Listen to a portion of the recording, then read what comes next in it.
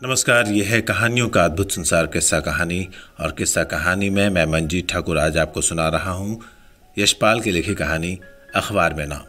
जून का महीना था, दोपहर का समय और धूप कड़ी थी।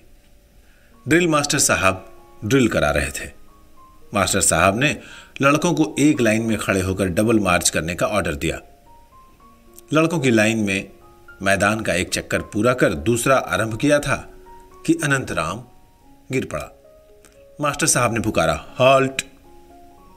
लड़के लाइन से बिखर गए। मास्टर साहब और दो लड़कों ने मिलकर अनंत को उठाया और बारामदे में ले गए। मास्टर साहब ने एक लड़के को दौड़कर पानी लाने का हुक्म दिया। 2-3 लड़के स्कूल की कॉपियां लेकर अनंत को हवा करने लगे। अनंत के मुंह पर पानी के छींटे मारे गए। उसे होश आते आते हेडमास्टर साहब भी आ गए और अनंतराम के सिर पर हाथ फेरकर पुचकार कर उन्होंने उसे तसल्ली दी। स्कूल का एक चपरासी एक तांगा ले आया। 2 लड़कों के साथ ड्रिल मास्टर अनंतराम को उसके घर पहुंचाने गए। स्कूल भर में अनंतराम के बेहोश हो जाने की खबर फैल गई। स्कूल में सब उसे जान गए। लड़कों के धूप में दौड़ते समय गुरदास लाइन में अनंतराम से 2 लड़कों के बाद था। ये घटना और कांड हो जाने के बाद वो सोचता रहा कि अगर अनंतराम की जगह मैं बेहोश होकर गिर पड़ता, उसे वैसे ही चोट आ जाती तो कितना अच्छा होता।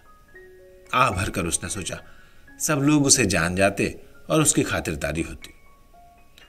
श्रेणी में भी गुरदास की कुछ ऐसी ही हालत थी। गणित के मास्टर साहब सवाल लिखाकर बेंचों के बीच घूमते हुए नजर डालते रहते कि कोई लड़का नकल या कोई दूसरी बेजा हरकत तो नहीं कर रहा। लड़कों के मन में यह होड़ चल रही होती कि सबसे पहले सवाल पूरा करके कौन खड़ा हो जाता है। गुरदास बड़े यत्न से अपना मस्तिष्क कॉपी में गड़ा देता। उंगलियों पर गुणा और योग करके उत्तर तक पहुंच ही रहा होता कि बनवारी सवाल पूरा करके खड़ा हो जाता था। गुरदास का उत्साह भंग हो जाता और 2-3 पल की देर यूं भी हो जाती। कभी कभी सबसे पहले सवाल कर सकने की उलझन के कारण कहीं भूल भी हो जाती। मास्टर साहब शाबाशी देते तो बनवारी और खन्ना को, और डांटते तो खलीक और महेश का नाम लेकर। महेश और खलीक न केवल कभी सवाल पूरा करने की चिंता करते, बल्कि उसके लिए लज्जित भी नहीं होते। नाम जब भी लिया जाता तो बनवारी, खन्ना, खलीक और महेश का ही, गुरदास बेचारे का कभी नहीं। ऐसी ही हालत व्याकरण और अंग्रेजी की क्लास में भी होती। कुछ लड़के पढ़ाई लिखाई में बहुत तेज होने की प्रशंसा पाते और कोई डांट डपट के प्रति निर्द्वंद होने के कारण बेंच पर खड़े हो कर दिए जाने से लोगों की नजर में चढ़कर नाम कमा लेते। गुरदास बेचारा दोनों तरफ से बीच में रह जाता। इतिहास में गुरदास की विशेष रुचि थी। शेरशाह सूरी और खिलजी की चढ़ाइयों और अकबर के शासन के वर्णन उसके मस्तिष्क में सचित्र होकर चक्कर काटते रहते। वैसे ही शिवाजी के अनेक किले जीतने के वर्णन भी।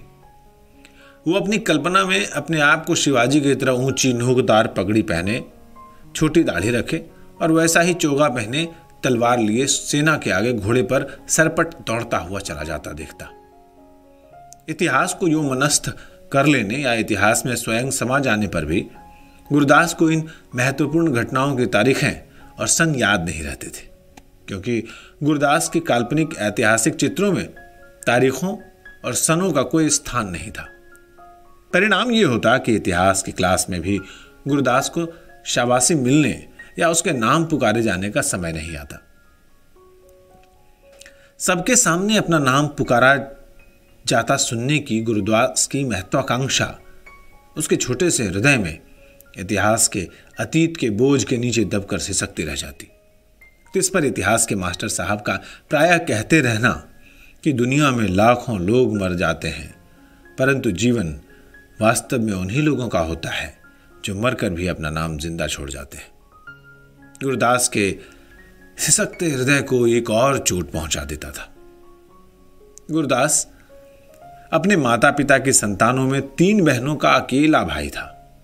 उसकी मां उसे राजा बेटा कहकर पुकारती थी। खुद पिता रेलवे के दफ्तर में साधारण क्लर्की करते थे। कभी कह देते कि उनका पुत्र ही उनका और अपना नाम कर जाएगा। ख्याति और नाम की कमाई के लिए इस प्रकार निरंतर दी जाती रहने वाली उत्तेजनाओं के बावजूद गुरदास श्रेणी और समाज में अपने आप को किसी अनाज की बोरी के करोड़ों एक ही दानों में से एक साधारण दाने से अधिक अनुभव नहीं कर पाता था। ऐसा दाना कि बोरी को उठाते समय वो गिर जाए तो कोई ध्यान नहीं देता। ऐसे समय उसकी नित्य कुचली जाती महत्वाकांक्षा चीख उठती कि बोरी की छेद से सड़क पर उसके गिर जाने की घटना ही ऐसी क्यों न हो जाए कि दुनिया जान ले कि वो वास्तव में कितना बड़ा आदमी है और उसका नाम मोटे अक्षरों में अखबारों में छप जाए। गुरदास कल्पना करने लगता कि वो मर गया है, परंतु अखबारों में मोटे अक्षरों में छपे अपने नाम को देखकर मृत्यु के प्रति विद्रूप से मुस्कुरा रहा है। मृत्यु उसे समाप्त नहीं कर सकी। आयु बढ़ने के साथ साथ गुरदास की नाम कमाने की महत्वाकांक्षा उग्र होती जा रही थी, परंतु उस स्वप्न की पूर्ति की आशा उतनी ही दूर भागती जान पड़ रही थी। बहुत बड़ी बड़ी कल्पनाओं के बावजूद वो अपने पिता पर कृपा दृष्टि रखने वाले एक बड़े साहब की कृपा से दफ्तर में केवल क्लर्क ही बन पाया।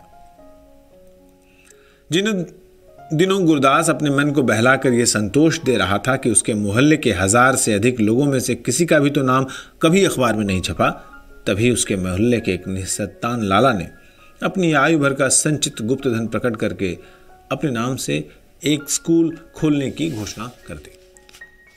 लाला जी का अखबार में केवल नाम ही प्रशंसा सहित नहीं छपा, उनका चित्र भी छपा। गुरदास आह भर कर रह गया। साथ ही अखबार में नाम छपवाकर नाम कमाने की आशा बुझती हुई चिंगारियों पर राख की एक और तह पड़ गई। गुरदास ने मन को समझाया कि इतना धन और यश तो केवल पूर्व जन्म के कर्मों के फल से ही पाया जा सकता है। इस जन्म में तो ऐसे अवसर और साधन की कोई आशा उसे उस जैसों के लिए हो ही नहीं सकती थी। उस साल वसंत के आरंभ में शहर में प्लेग फूट निकला था। दुर्भाग्य से गुरदास के गरीब मोहल्ले में गलियां कच्ची और तंग होने के कारण बीमारी का पहला शिकार उसी मोहल्ले में दुलारे नाम का व्यक्ति हुआ। मोहल्ले की गली के मुहाने पर रहमान साहब का मकान था। रहमान साहब ने आत्मरक्षा और मोहल्ले की रक्षा के विचार से छूत की बीमारी के अस्पताल को फोन करके एम्बुलेंस गाड़ी मंगवा दी। बहुत लोग इकट्ठे हो गए। दुलारे को स्ट्रेचर पर उठाकर मोटर पर रखा गया और अस्पताल पहुंचा दिया गया। म्यूनिसिपैलिटी ने उसके घर की बहुत जोर से सफाई की। मोहल्ले के हर घर में दुलारे की चर्चा होती रही। गुरदास संध्या समय थका मांदा और झुंझलाया हुआ दफ्तर से लौट रहा था। भीड़ में से अखबार वाले ने पुकारा, आज शाम की ताज़ा खबर, नाहर मोहल्ले में प्लेग फूट निकला, आज की खबरें पढ़िए। अखबार में अपने मोहल्ले का नाम छपने की बात से गुरदास सिहर उठा। उसके मस्तिष्क में चमक गया, ओह, दुलारे की खबर छपी होगी। अखबार प्रायः वो नहीं खरीदता था, परंतु अपने मोहल्ले की खबर छपी होने के कारण उसने 4 पैसे खर्च कर अखबार ले लिया। सचमुच दुलारे की खबर पहले पन्ने पर ही थी। लिखा था, बीमारी की रोकथाम के लिए सावधान, और फिर दुलारे का नाम और उसकी खबर ही नहीं, स्ट्रेचर पर लेटे हुए घबराहट में मुंह खोले हुए दुलारे की तस्वीर भी थी। गुरदास ने पढ़ा कि बीमारी का इलाज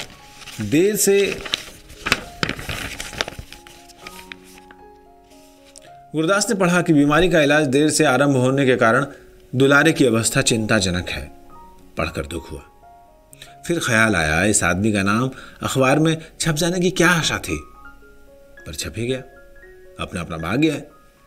एक गहरी सांस लेकर गुरदास ने सोचा, दुलारे की अवस्था चिंताजनक होने की बात से दुख भी हुआ। फिर ख्याल आया, देखो मरते मरते नाम कर ही गया।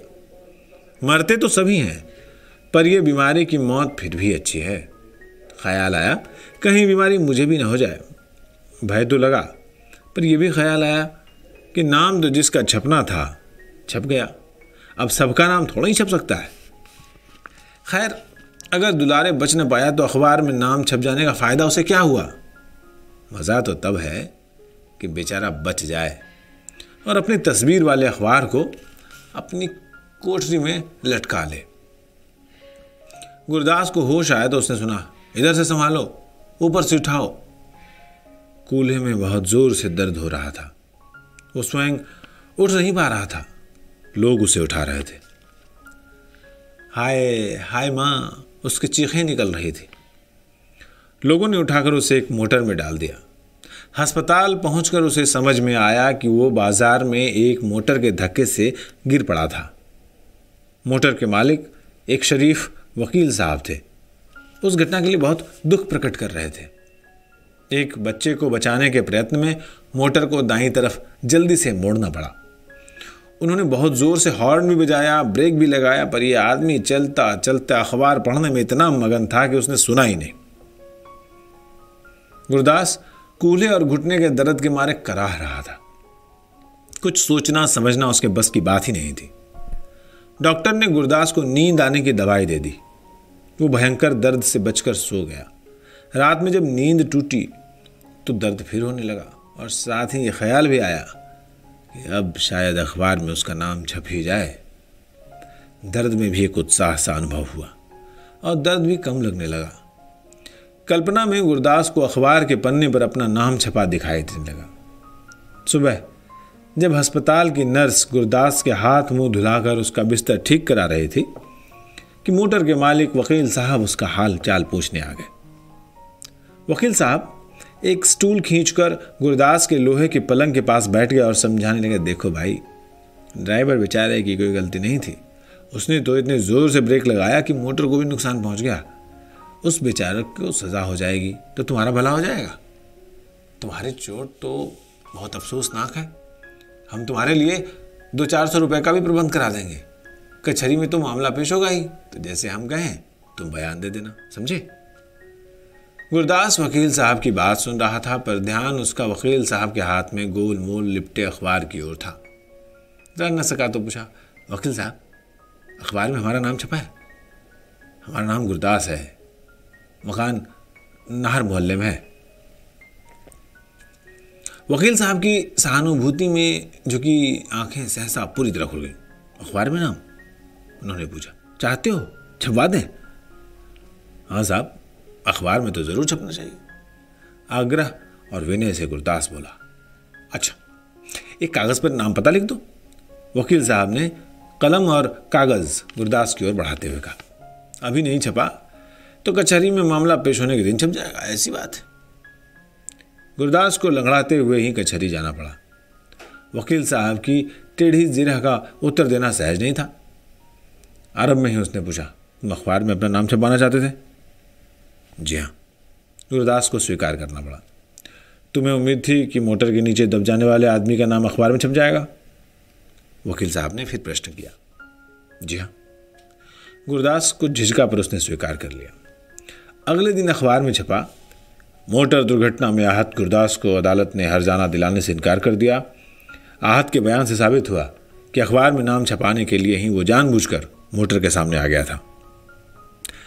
गुरदास ने अखबार से अपना मुंह ढांप लिया। किसी को अपना मुंह कैसे दिखलाता। आप सुन रहे थे कहानी अखबार में नाम, जिसे लिखा था यशपाल ने, और ये आवाज़ थी मंजीत ठाकुर की। अगले हफ्ते नई कहानी के साथ फिर हाजिर होंगे।